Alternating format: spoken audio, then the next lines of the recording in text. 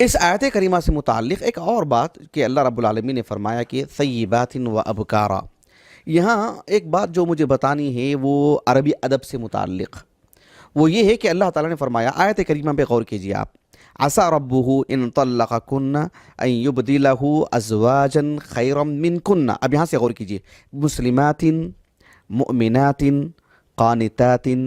تائبات عابدات سائحات، آپ دیکھ رہے ہیں اوصاف بتائے گئے ہیں، درمیان میں کہیں بھی واو نہیں ہے، واو العطف نہیں ہے، یعنی مسلمات و مؤمنات و قانتات و تائبات ایسے نہیں ہیں، لیکن طیبات و ابکارا ایسے رب العالمین نے بیان فرمایا۔ یہاں ایک لطیف بات یہ بتلائی جاتی ہے کہ یہاں واو کس معنی میں ہے، حالانکہ یہاں پر واو کس معنی میں ہے، وہی بات یہ ہے کہ واو اس معنی میں ہے کہ یعنی جو اوصاف اللہ نے بتلائے ہیں، مسلمات مؤمنات قانتات تائبات اور جو ہے سائحات، یہ جو اوصاف ہیں بیک وقت ایک خاتون میں ہو سکتے ہیں،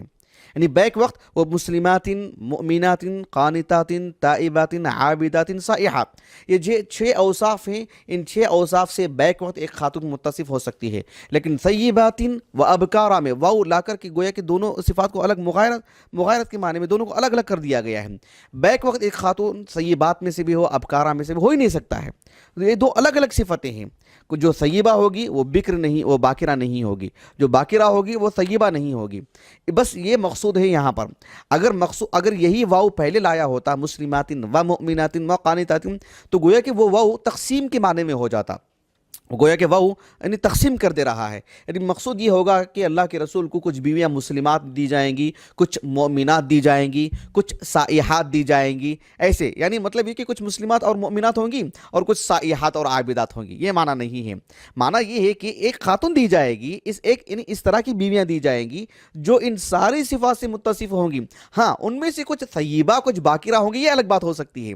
تو یہ مقصود ہے، تو یہاں اتنی ہی سی بات ہے۔ لیکن ہم دیکھتے ہیں کہ یعنی ابن خالوہ ایک شخص ہیں جو کافی قدیم ہیں، یعنی مثلا وہ سمجھ لیجئے کہ وہ 4 صدی ہجری کے آغاز میں ان کا انتقال ہوا، تو یعنی جو عربی ادب سے متعلق جو کتابیں لکھی گئی ہیں صرف و نحو سے متعلق یا تاریخی طور پر، ان کا نام پہلے ذکر کیا جاتا ہے کہ انہوں نے یعنی ایک واو کو انہوں نے مطلب تعیین کر کے بتلایا کہ ایک واو ایسا بھی ہوتا ہے جسے واو ثمانیہ کہا جاتا ہے،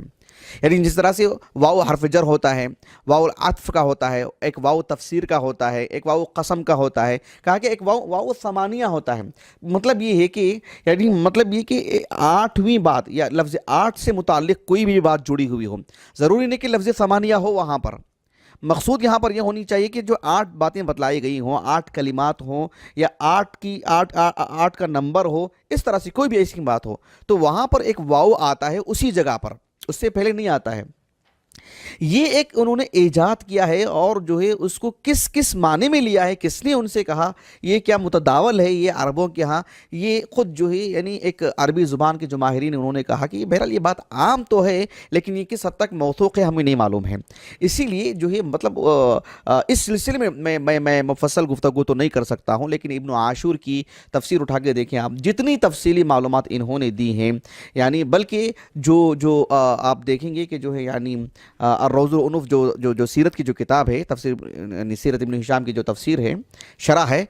کیا نام، علامہ سہیلی رحمہ اللہ، انہوں نے تو جو ہے اس پر مفرد ایک رسالہ لکھا ہے انہوں نے، لیکن وہ رسالہ مطلب کہاں ہے کیا کبھی ہماری معلومات میں نہیں ہے، اور جو ہے لیکن انہوں نے جو الروض العنف میں لکھا ہے انہوں نے کہ اس موضوع پر مستقل ان کا اپنا ایک رسالہ ہے۔ اس جانب میں صرف اشارہ کر دیتا ہوں، جیسے سورہ توبہ کی آیت کریمہ ہے، التائبون العابدون الحامدون السائحون الراکعون الساجدون الآمرون بالمعروف، اس کے بعد والناہون عن المنکر، دیکھیں وہ آٹھویں صفت بتلائی گئی ہے، وہ تو وہ ایک طرح سے ہے۔ اسی طرح سے جو ہے آپ دیکھیے یعنی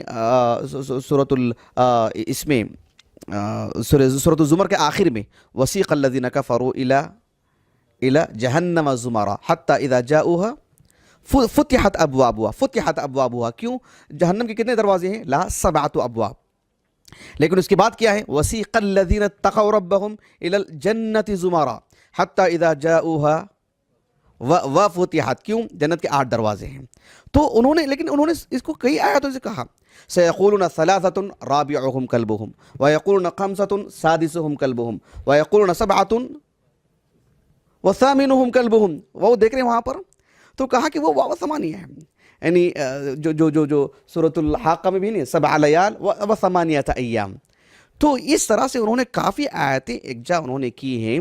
تو یہ ایک طرح سے ہے لیکن واو وہاں پر، لیکن وہ اس واو کو واو ثمانیہ کہا جائے. یعنی ابن عطیہ رحمہ اللہ نے کہا کہ ہاں واو ثمانیہ نہیں ہے، لیکن واو ثمانیہ بھی کوئی واو ہے کیا؟ یہ بھی ایک جو ہے مطلب یعنی تحقیق طلب بات ہے، واللہ اعلم. بہرحال یہ آیت کریمہ میں جو واو ہے وہ فنی طور پر ایک واو ثمانیہ نہیں ہے، وہ جو ہم نے آپ کے سامنے نقطہ واضح کیا ہے وہ اسی اعتبار سے بتلانے کے لیے ہے.